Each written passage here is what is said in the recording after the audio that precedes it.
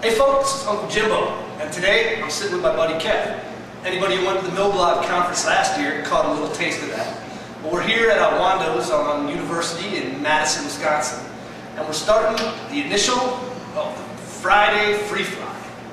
This is where me and Kev will discuss issues of the day and basically argue for no particular reason. Now Kev, today I put a piece up where I advocate direct diplomatic negotiations with Iran. And I think this is a brilliant idea. I'm sure you agree. I don't see how you can negotiate with people that want to seek your total destruction. But hey, go ahead. Well, now Ahmadinejad, it's not so much our total destruction, it's Israel's, right? No, it's ours. We're on the list? We're on the when list. did we make the list? Yeah, we made the list. Oh, dude, that's unfortunate. I mean, we helped create Israel, 1947? 48, something like that. And ever since then, they really don't like us. Actually, they didn't really like us when the Ba'athist party started. I mean, the Ba'athist, Nazis, about the same. Oh, you're going De-Baathification. I knew you wanted to play. I'm sorry. I knew you wanted to play that. I had to go to De-Baathification because the whole Middle Eastern problem starts somewhere in the 1930s with their relations with the Nazis, and they're wanting to get the Western powers out of Central Middle East.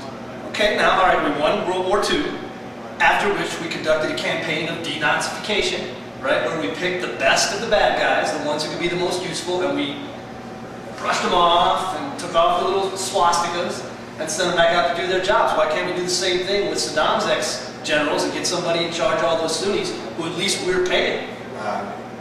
We're not Muslim. Well, we've never been Muslim. We're not Muslim. That's Sorry, it. bottom line. That's it. That is it, right there. What if we said we're Muslim?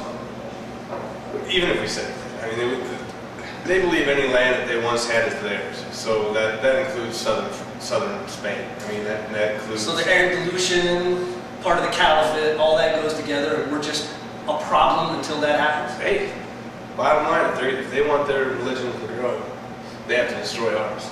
They have to destroy the United States. They have to destroy. Well, now, why can't they just outbreed us? They're doing it in Europe. Right now, every major European country, every big city in every major European country has a huge unassimilated Muslim population. They watch their own TV via satellite. They don't do anything except suck down welfare from those countries. Why in the world can't they just keep doing that? It seems to be working. Why jihad? Why don't they do it the easy way? They can breed us out of existence. Well, no, they can't. No, they have to destroy everything about our culture. They have to have total domination over anything that's non-Muslim. Yeah, that's not everybody. That is everybody. It's not. We're negotiating. We are negotiating with people that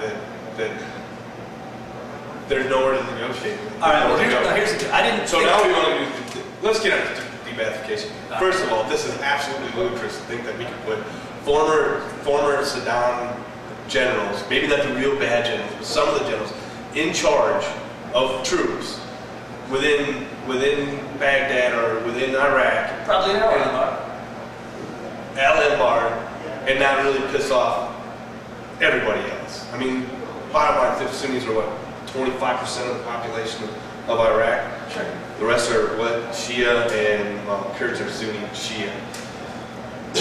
So what we're doing is pissing off 75% of the population, basically, by putting former not so bad Saddam supporters and generals in power to root out Al-Qaeda, which are mostly What Sunni. if we make them like National Guard commanders? Like they won't be they won't deploy out of their areas. So the problem seems to be so then they won't leave their area, so they'll just basically cover for all the real bad guys. Oh, they might bring in a few small fish, but they're not going to take care of the real bad guys. What's the incentive for them?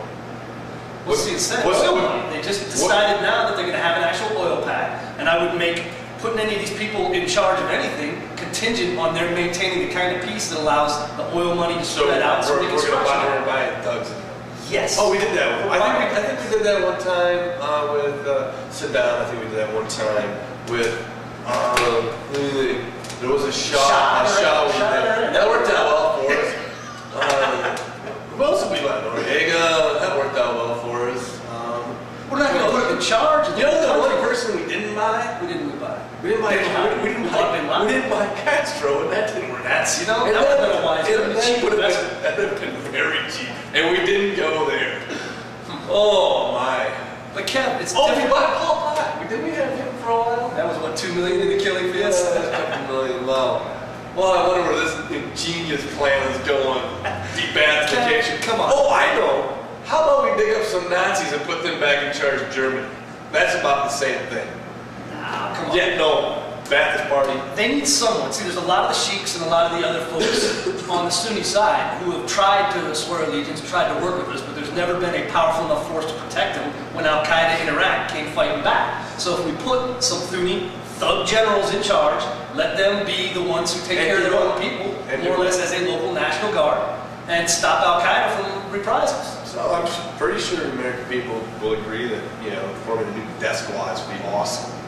We can't do it as Americans. What's wrong with death squads if they're killing Al-Qaeda? Our troops can't get their hands dirty, but as long as we employ them, there are other, maybe brown people. Maybe if we employ the brown people to do it, it's okay. It's their country, dude. If you have foreign fighters, which Al-Qaeda in Iraq is probably still, I don't know what the percentages are, but it's part foreign, it's part Sunni.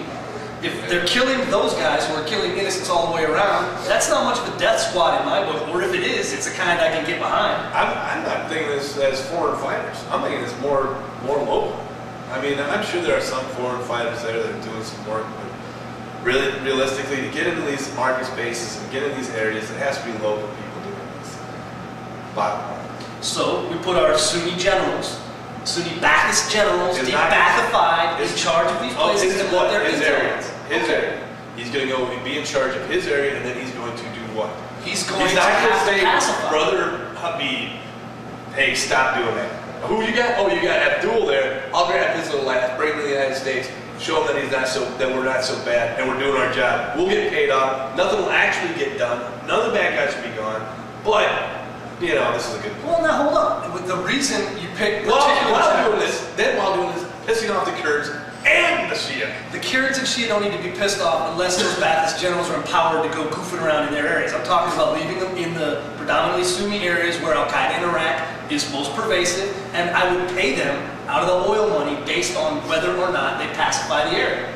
Now, if they're only throwing us a little fish and the other guys are still operating and blowing stuff up, guess what? Mr. De-Baathify General, you don't get your monthly check. And I'm willing to bet there's enough oil money to buy them off. Oh, I bet you enough money from Al-Qaeda to buy them off, too.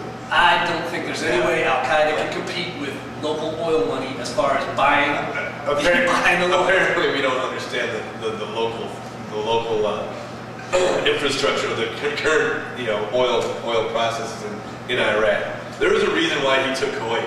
Saddam took Kuwait in the 90s. Why? Because his oil facilities were outdated, way outdated. Okay. And now they're blown up and outdated. The point, though, of the new plan they have that was passed by the parliament, or not by the parliament, passed by the, well, there's a council, what is it called? Why am I screwing that up? Anyhow, they're going to put it to the parliament the next time they come into session that says they're going to distribute the oil money differently, allow foreign investment primarily to rebuild the infrastructure, and go ahead and get it cracking again. What's wrong with that? I don't know. I just... Nothing. Nothing, Man. You're just pissed about the De-Baathification. It's just like, I have seen nothing that's going to allow this to work. Time. Only time will tell. I know this. But De-Baathification is the most retarded ass shit I've ever heard of. Bottom line, hey, this is just dumb. You know, we say to the American people, like, they understand, oh, De-Baathification, of course. We'll just take out the bad parts of the bath and put in the good parts, and everything will be okay. Well, you know, let's say we've done this De-Nazification. It hasn't worked. I mean, Which we did. Which we did by doing what? Utter destruction of everything. The biggest mistake we did in disbanding it. Mistake number one was disbanding it. We destroyed everything that was about the Nazi Party, took the really good parts and brought them back to the United States and used them. Like they're rocket scientists? They're rocket scientists.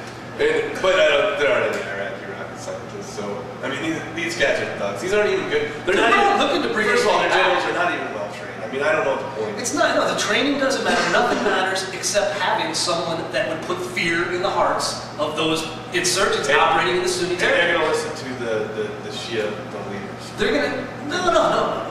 It would have to be done in a way that they have some sort of autonomy. Create some autonomy. Yeah, little militias, little warlords. How about that? Like little warlords running around in That is bad. like the warlord of Fallujah. Bad fucking tastic. Come on, Kev? This is too bad.